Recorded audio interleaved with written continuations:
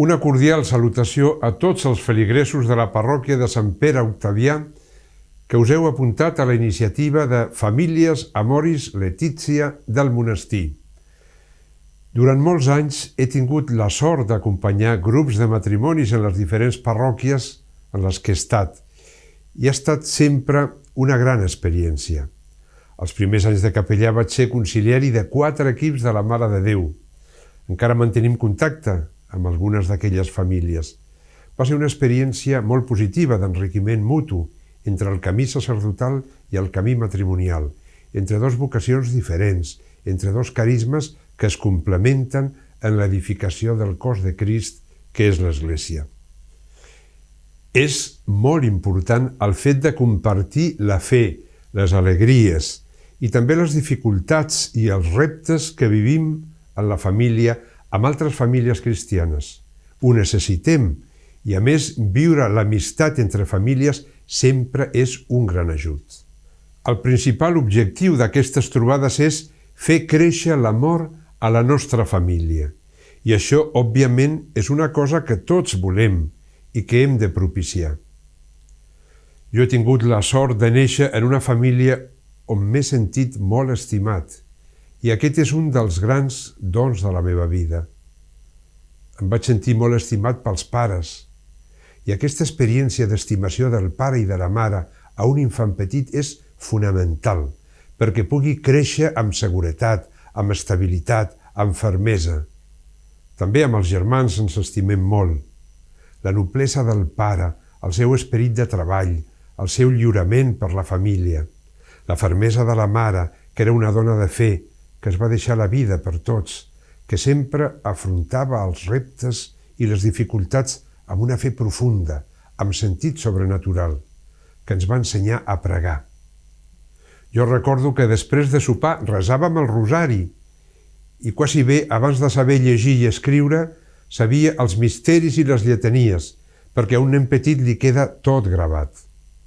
És molt important la pregària en família per superar les dificultats i patiments, per reforçar l'amor, la paciència, la unitat, l'alegria en el si de la mateixa família. Per la trobada d'avui heu llegit i treballat la introducció i el capítol 2 de l'exhortació Amoris Laetitia. En el capítol 2 es parla de la realitat i reptes de les famílies. El papa Francesc ens parla de la situació actual de la família d'una forma molt realista. Hem de buscar respostes concretes i pràctiques als reptes familiars, sabent que no sempre és fàcil. Però penso que en la lectura del text i en el diàleg que compartireu després entre vosaltres trobareu molts punts que us inspiraran per trobar solucions concretes. Mireu, el matrimoni cristià es construeix sobre Jesús. Ell és la roca ferma, el fonament més consistent sobre el qual podem construir la casa del matrimoni i de la família. Com a parella, heu de viure arrelats en ell.